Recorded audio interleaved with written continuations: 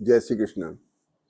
लाइए मिथुन राशि की बात करते हैं। मिथुन राशि, मिथुन लग्न पे इस वीक में क्या असर हो रहा है। तो 14 से 20 तारीख के बीच में जो प्लैनेटरी पोजीशन बदल रही है वो आपको क्या फायदे दे रही है।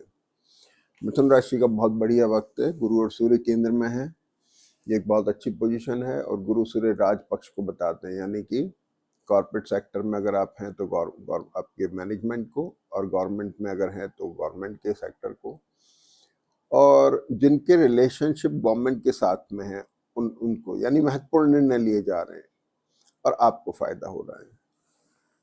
आपके जीवन साथी को लेकर के जो कुछ हेल्थ के चैलेंजेस से थोड़े से अब उसमें रिलीफ हो जाएगा जब गुरु कुंभ नवांश में आ जाएंगे। कुंभ नवांश में गुरु आ रहे हैं 13 जुलाई के बाद में। मकर नवांश के गुरु ने निश्चित तौर पे कुछ उनको हेल्थ की प्रॉब्लम्स दी होंगी, और लाइफ पार्टनर के हेल्थ के अलावा आपके रिलेशनशिप में भी थोड़ा सा एक फ्रीजिंग आई होगी जो अब धीरे धीरे खत्म हो जाएगी और थोड़ा सा बेटर होगा। नए रिलेशनशिप डेवलप होंगे, चाहे बिजनेस हो, चाहे मैरिटल पार्ट हो, किसी भी फील्ड में हो सकता है। ये उसके लिए बहुत अच्छा वक्त है। अपने रिलेशनशिप को लेके आप कंसर्न रहेंगे, और रिलेशनशिप को कंसर्न में दोनों तीनों चीजें, उनको निभाना भी शामिल है, नए बनाना भी शामिल है। अब आ जाते हैं सेकंड हाउस। चंद्रमा राहु के साथ आ गए तो 14 और 15 तारीख ध्यान रखना है। 16 को चंद्रमा आ जाएंगे मीन राशि में, तो 14-15 में अपने को ध्यान रखना है, और खास तौर पे 15 तारीख। तो 15 तारीख में महत्वपूर्ण निर्णय ना लें। पैसे की थोड़ी तंगी है, थोड़ा वक्त निकाल लें। शनि के साथ जैसे आएंगे कुछ पैसे की आवक हो जाएगी। थर्ड हाउस में मंगल और केतु, ये सबसे महत्वपूर्ण बात है। ये इनर्शिया का कॉम्बिनेशन बन रहा है। तृतीय भाव में मंगल और केतु बहुत क्लोज आ रहे हैं। नक्षत्र इनमें शुक्र का है।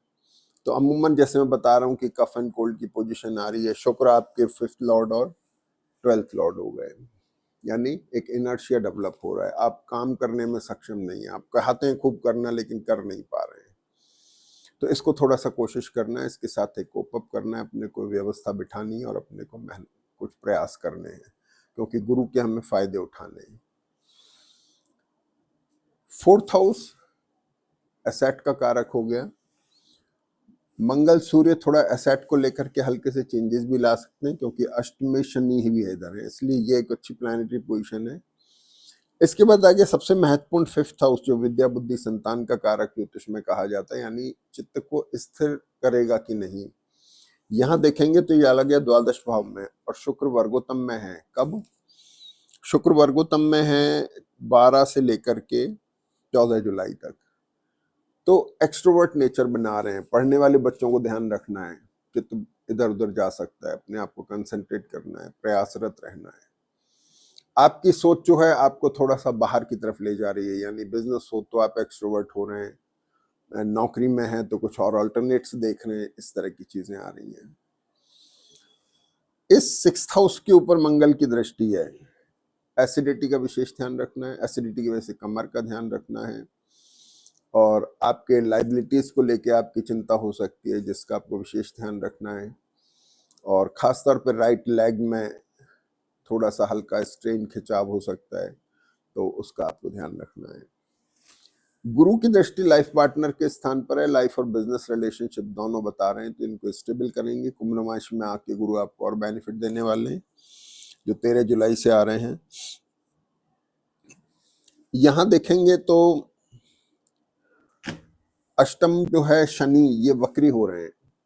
ट्रेवल करा सकते हैं, आपको थोड़ा सा मोबाइल बना सकते हैं। कुछ आपको कहना चाहिए कि जो एक हल्का सा अपने को डलनेस फील हो रही थी, थोड़ा सा बाएं पैर में खिंचाव भी था, वो भी ठीक होगा। हल्का कमर का दर्द होगा, वो भी ठीक हो सकता है। ये सारी चीजें अब बेटर होती दिखाई दे रही हैं। भाग्य का भाव में राहु बैठे हुए एक बहुत अच्छी पोजीशन है। तो इस भाग्य भाव के राहु और चंद्रमा का कॉम्बिनेशन तो अपने को 14 और 15 जुलाई में थोड़ा ध्यान रखना है। इन दोनों दिनों को अवॉइड करने के बाद अपन इसका फायदा उठा सकते हैं, और राहु आपके लिए फायदेमंद है। शनि दशम भाव में है, जहां चंद्रमा का जैसी ट्रांजिट चलेगा आपका 16 से 18 जुलाई के बीच में, ये आपके प्रोफेशन में लेकर के कुछ चेंजेस लाएगा। बिजनेस हो चाहे नौकरी हो, उसमें परिवर्तनशीलता लाएगा। उसमें कुछ नई चीजें डेवलप करेगा, नए इनोवेशंस आएंगे। फाइनेंस को लेके थोड़ी चिंता रहेगी। इंपॉर्टेंट फैक्टर है 12th हाउस, 11th हाउस, मंगल और केतु वहां पर हैं, तो थोड़ा वही एक थोड़ा सीजनेस है इसमें, थोड़ा सा 1-2 दिन निकालें, वक्त बदलेगा तो ठीक हो जाएगा। सबसे इंपॉर्टेंट है 12th हाउस में बैठा हुआ शुक्र, जैसे ही चंद्रमा वृषभ राशि में आते हैं 20 तारीख को, 20 तारीख के बाद से प्लैनेटरी पोजीशन बेटर हो रही है और आपका चित्त भी स्थिर हो रहा है, आप थोड़ा सा और अच्छे मूड में आ रहे हैं, कुछ अच्छी चीजें हो रही हैं। शुक्र चंद्रमा का द्वादश में, लेकिन रिलेशनशिप का खास तौर पे अपने को ध्यान रखना है कि उनमें डिस्टर्बेंस ना हो। तो कुल मिला के इस जन्म पत्री में गुरु की वजह से एक लाइबिलिटी और ये पोजीशन दिखाई दे रही है, तो आप थोड़ा सा एहतियात बरतेंगे तो ध्यान रहेगा। और बुध और शुक्र का जो कॉम्बिनेशन है ये कफ, कोल्ड और टूथ प्रॉब्लम अक्सर देता है, तो मैंने जैसे बताया इस चीज का आपको ध्यान रखना है। वैसे मिथुन राशि वालों के लिए, मिथुन लग्न वालों के लिए गुरु की केंद्र में पोजीशन प्लेसमेंट बहुत अच्छा है। सूर्य जैसे ही यहाँ पर वर्गोत्तम में है और जब से ही सूर्य कर्क राशि में आएंगे, तो यानी आपके सूर्य 13 जुलाई से लेकर 20 जुलाई तक वर्गोत्तम पोजीशन में रहेंगे। सूर्य आपके थर्ड लॉर्ड हो गए, तो यहाँ एसोसिएशन डेवलप होते हैं, आप एफर्ट में, मतलब आप इफेक्टिव हो रहे हैं, आप प्रयासरत हो रहे हैं, एक अच्छी चीज है। और सूर्य का अच्छी पोजीशन में आना राज पक्ष से फायदा देता है। अगर आपकी कोई मीटिंग्स हैं तो आप अरेंज कर सकते हैं, गवर्नमेंट सेक्टर, कॉर्पोरेट सेक्टर में अच्छी जानी चाहिए।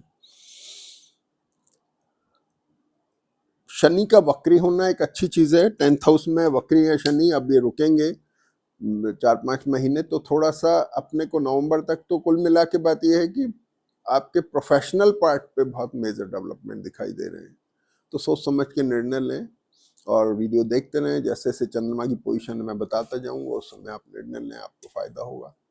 जय श्री कृष्ण।